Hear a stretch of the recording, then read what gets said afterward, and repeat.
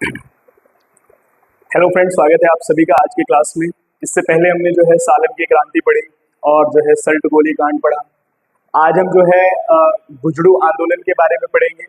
इससे पिछले की वीडियो आप देख सकते हैं। हम पढ़ रहे हैं भारत छोड़ो आंदोलन के समय उत्तराखंड में क्या क्या घटनाएं घटित हुई थी, क्या भूमिका उत्तराखंड की रही थी जो है भारत छोड़ो आंदोलन के समय। ठीक है, तो यहाँ से आप ध्यान रखेंगे गुजड़ू आंदोलन की बात करें तो 1942 में गढ़वाल में हुआ था।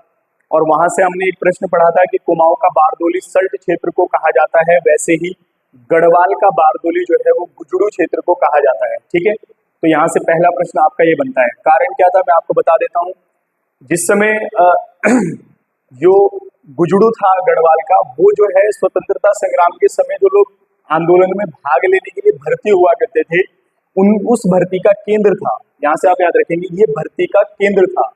ठीक है, और इसमें मुख्य जो भागीदारी थी वो थी राम प्रसाद नोटियाल की। यहाँ से आप याद रखेंगे राम प्रसाद नोटियाल जो है मुख्य नेतृत्व कर रहे थे गुजड़ू आंदोलन का। ठीक है, अब हम बात करते हैं राम प्रसाद, थान सिंह रावत, शीशाराम पोखरियाल, इनके नेतृत्व में जो है ब्रिटिश शासन का विरोध हो रहा था। क्या हो रहा था?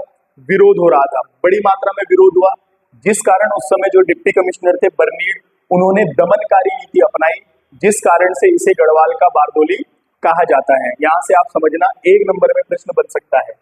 मुख्य योगदान राम प्रसाद नोटियाल का रहा है और यहाँ एक भर्ती का केंद्र था।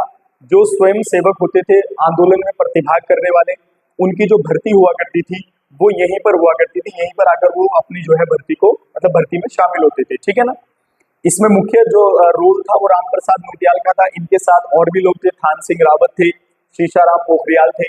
इनके नेतृत्व में ब्रिटिश सरकार का विरोध हुआ, जिस विरोध के कारण जो है डिप्टी कमिश्नर बर्नीड ने जो है दमनकारी नीति अपनाई।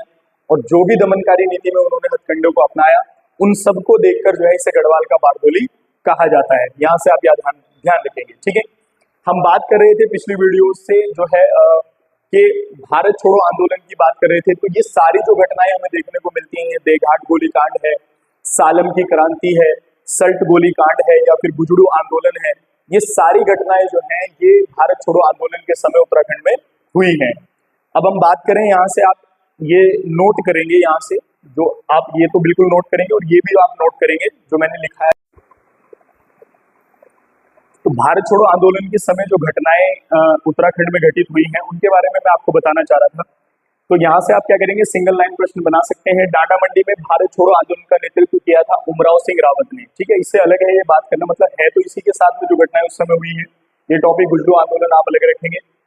डांडा मंडी में भारत छोड़ो आंदोलन का नेतृत्व कर रहे थे उमराव सिंह रावत, किया था इन्होंने।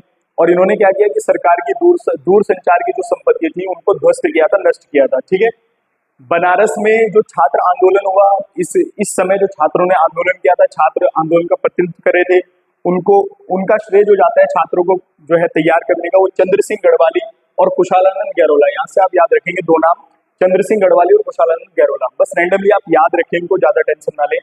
इलाहाबाद में छात्र आंदोलन का नेतृत्व किया था हेमवती नंदन बहुगुणा ने। तीन नाम आप याद रखेंगे अगर छात्रों से रिलेटेड आते हैं।